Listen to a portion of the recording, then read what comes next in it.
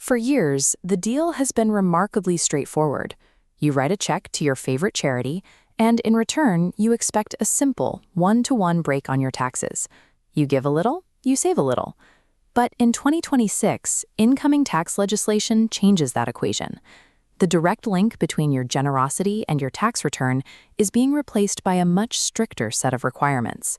The tax code is shifting from a passive reward system to one that requires specific, calculated maneuvers to see a return.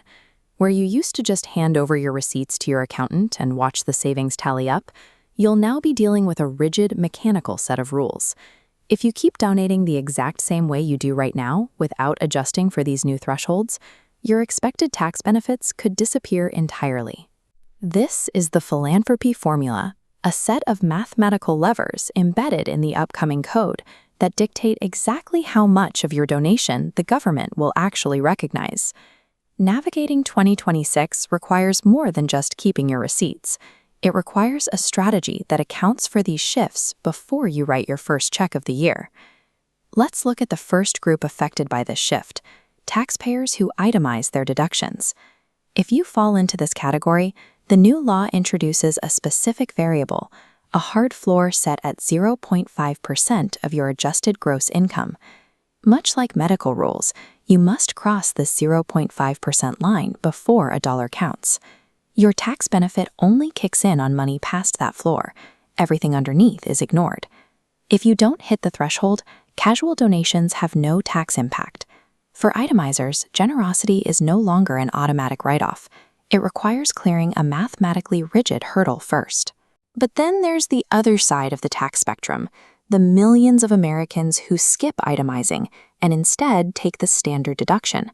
This group sees a new benefit.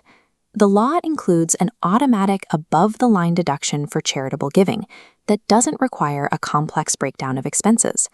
While itemizers have to clear a high hurdle, those taking the standard deduction can claim a set amount with far less paperwork. As the diagram shows, an individual taxpayer taking the standard deduction can now write off up to $1,000 in charitable donations directly. That cap scales. For married couples filing jointly, the flat deduction doubles to $2,000. The 2026 law creates a significant trade-off, tightening the requirements for itemizers while providing a clearer path for those using the standard deduction. When these changes take effect, the tax efficiency of your giving will no longer be guaranteed. Because of these floors and caps, donating without a plan likely means leaving money on the table. However, for those who give frequently, there are ways to coordinate your timing to maximize the benefits of both sides of the new code. But trying to manage these variables on your own is becoming an increasingly complex financial task.